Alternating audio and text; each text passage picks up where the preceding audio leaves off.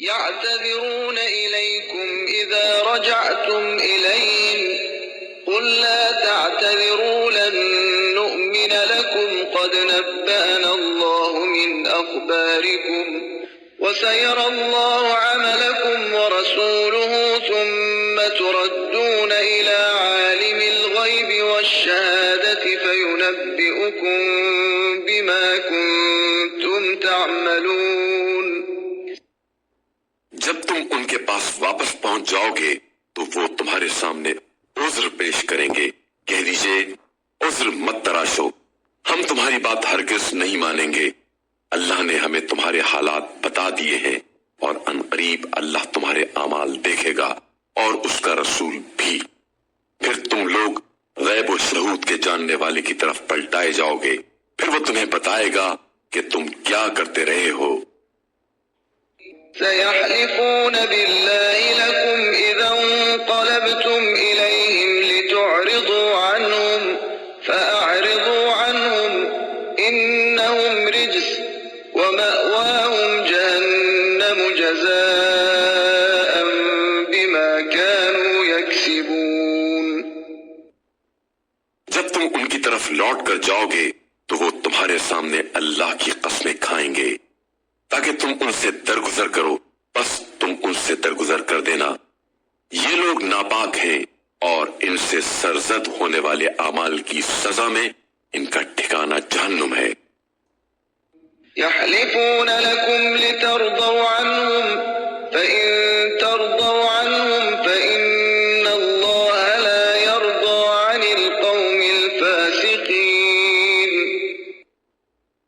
یہ تمہارے سامنے قسم کھائیں گے تاکہ تم ان سے راضی ہو جاؤ، بس اگر تم ان سے راضی ہو بھی جاؤ تو اللہ یقیناً فاسق قوم سے راضی نہ ہوگا۔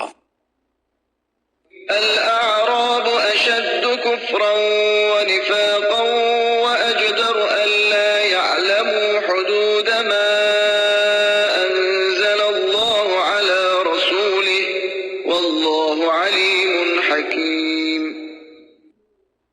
یہ بادیہ نشین پدو کفر و نفاق میں انتہائی سخت ہیں اور اس قابل ہی نہیں کہ اللہ نے اپنے رسول پر جو کچھ نازل کیا ہے ان کی حدود کو سمجھ سکیں، اور اللہ بڑا دانا حکمت والا ہے۔ ومن الأعراب من يتخذ ما ينفق مغرما ويتربص بكم الدوائر عليهم دائرة السوء والله سميع عليم۔ اور ان بدوؤں میں کچھ لوگ ایسے بھی ہیں کہ جو کچھ راہ خدا میں خرچ کرتے ہیں اسے تاوان سمجھتے ہیں اور اس انتظار میں رہتے ہیں کہ تم پر گردش ایام آئے، بری گردش خود ان پر آئے، اور اللہ خوب سننے والا جاننے والا ہے۔ ومن الأعراب من يؤمن بالله واليوم الآخر ويتخذ ما ينفق قربات عند الله وصلوات الرسول ألا إنها قربة لهم سيدخلهم الله في رحمته إن الله غفور رحيم۔ اور انہی بدوؤں میں کچھ لوگ ایسے بھی ہیں جو اللہ اور یوم آخرت پر ایمان رکھتے ہیں اور جو کچھ راہ خدا میں خرچ کرتے ہیں اسے اللہ کے تقرب اور رسول سے دعائیں لینے کا ذریعہ سمجھتے ہیں۔ ہاں، یہ ان کے لیے تقرب کا ذریعہ ہے، اللہ انہیں ان قریب اپنی رحمت میں داخل کرے گا، بے شک اللہ بڑا بخشنے والا رحم کرنے والا ہے۔